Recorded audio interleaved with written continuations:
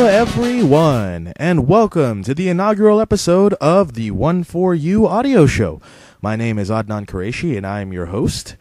And as the title, One4U, implies, One4U will have somewhat of a specific, but yet non-specific, kind of focus around video games. One4U being the Xbox One, the PlayStation 4, and the Wii U, which is the next generation of gaming consoles that we see in the current console lifecycle.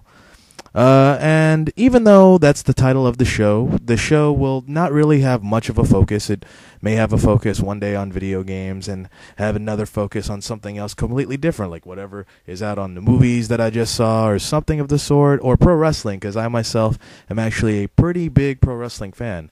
A little bit about me. I play a lot of video games on my own front here. I own pretty much all the current generation of systems. I do own a Wii U. I have a PS3, an Xbox 360, a 3DS, and a giant paperweight that I call a PlayStation Vita that I don't really touch. I am actually an ex-employee of a video game retailer that I'm not really going to disclose the name of.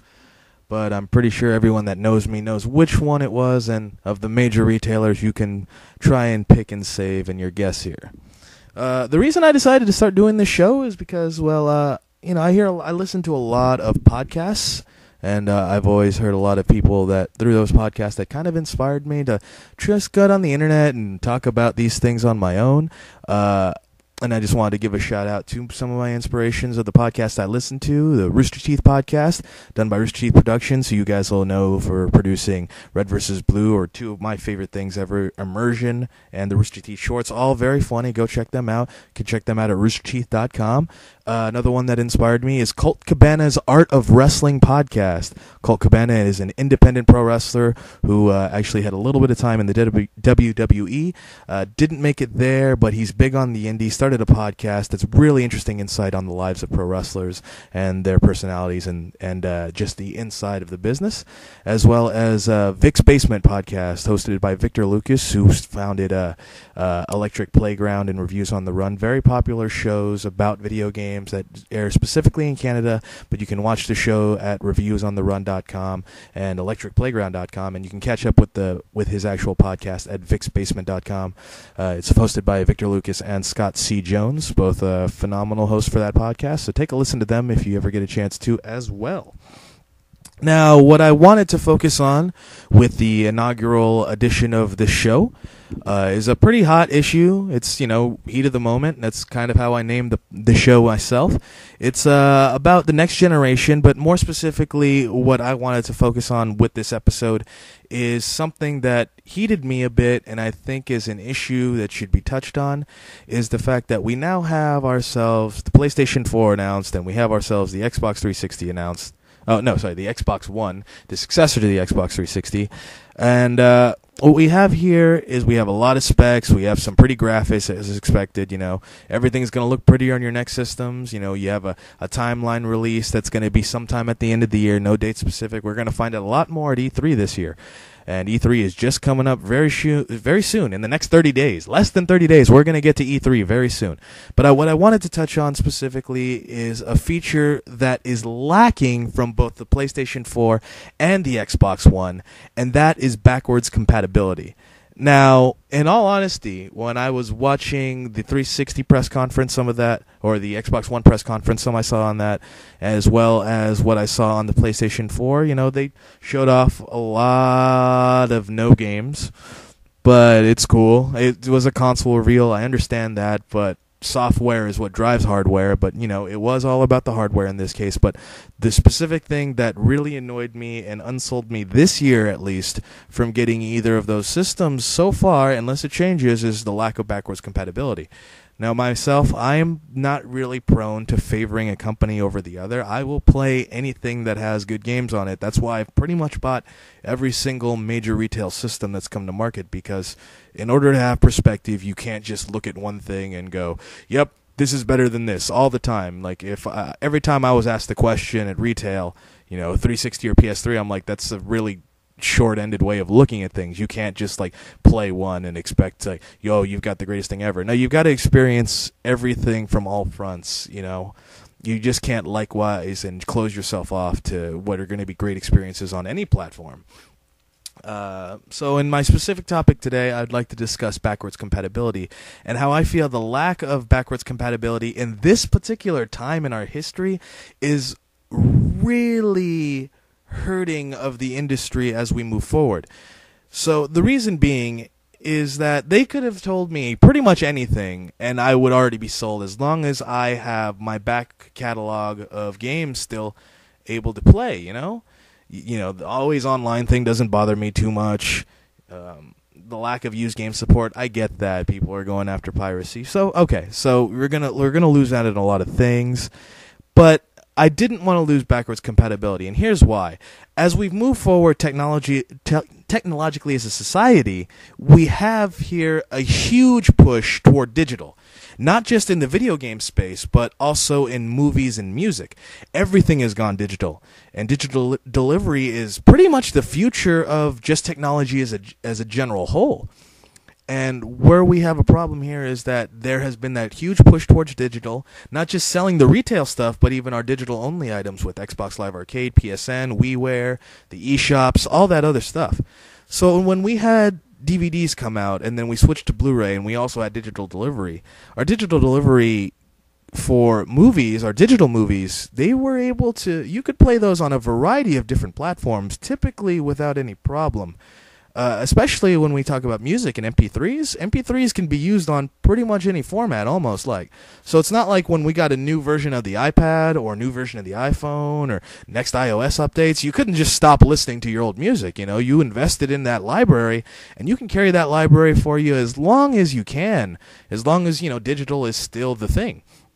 The reason it hurts so much, I think, for backwards compatibility for my systems right now going forward is that because we've had that huge push in digital with arcade and digital only and PSN, WiiWare and stuff like that, it really hurts in that these libraries are more expensive than what we spend on for movies and music.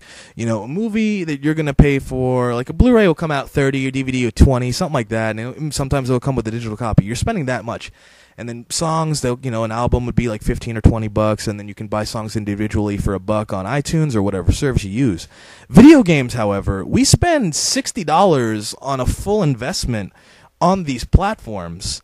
And if people buy digitally on that, they're still spending that much coin day one to drop on this piece of software that they thought they could essentially hold on to for essentially the remainder of the digital platform. But since we have this issue of the next systems not being able to play back your old digital library, I think that's going to be a big problem because it doesn't make me excited about buying anything digitally anymore or investing in those digital-only games and those smaller games. Because I myself have a very big library of Xbox Live Arcade titles in specific, because there's a lot of great titles on the Xbox Live Arcade that were really enjoyable. Stuff like Monday Night Combat was really fun. Beyond Good and Evil HD, that was my favorite video game of all time, Beyond Good and Evil, and now I have that on a digital platform that I can go back to whenever. And then also games on demand games, like I got Left 4 Dead 2 on Games on Demand. I'm not going to be able to play that on the Xbox One.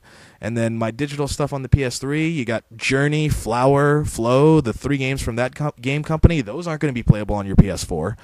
And I can understand when you don't have backwards compatibility in a disc sense. Okay, so you buy a disc, and it's not going to be viable here in the next generation. Because the way I do stuff is that with my disc stuff and with my digital stuff, I'm always very precautious as to how I buy my digital stuff because you get no refund. With discs, I always have that ability of being able to resell it or buy or lending it to a friend or something like that because I can always get an investment back. Digital, you don't. You drop that coin on digital, there's no way of getting that back. And that, I think, is a huge key proponent for me in backwards compatibility is that digital is kind of permanent. And there's no way of being able to hold on to your old library without just holding on to your old system, which is kind of a pain in the ass because now you've got one device that does one thing and another device that does one thing instead of just one contained system with the Xbox One or the PS4 that could do it all. instead of having to keep multiple plugs into your TVs only come with 3 HDMI ports now, at least that from what I've noticed. So unless they're increasing the HDMI ports on TV, at least mine does, you're going to need more than 3 in order to keep a Blu-ray player, which you really won't need in the next systems. But still, you're not going to be able to keep all these things plugged into your TV at all times, and it's going to be a bit of a pain and a hassle to keep so many outlets plugged in for your 360 and your One and your PS4 and your PS3 because you want to go back to your old games. The thing I do like about my Wii U, despite all the problems that it's had financially, I can still play any of the Wii titles I missed out on. Now, I can't go back to the GameCube titles, but I'm fine with that because as long as backwards compatibility can go back one generation, I think that's fine. I think you don't necessarily have to go back so far because at some point there's going to be a cutoff. So as long as you get that one generation of backwards compatibility, I'm fine with. So I still actually have my GameCube in the closet in case I ever want to whip out some Smash Brothers Melee or some classic WWE Day of Reckoning, one of the best wrestling games on the GameCube in my opinion. But I think personally, though, from where I stand, backwards compatibility is a big issue because I remember when the PS4 was announced that it wasn't having backwards compatibility. Very soon after that, Microsoft had a Games on Demand sale that hit pretty soon right after that, and I bought a few games on that, and I thought that was Microsoft's way of preparing and saying, hey, that PlayStation 4 that you're going to get, it's not going to be able to play your whole library. You remember that sale we had? We got a bunch of digital stuff that we put on sale. Hey, guess what?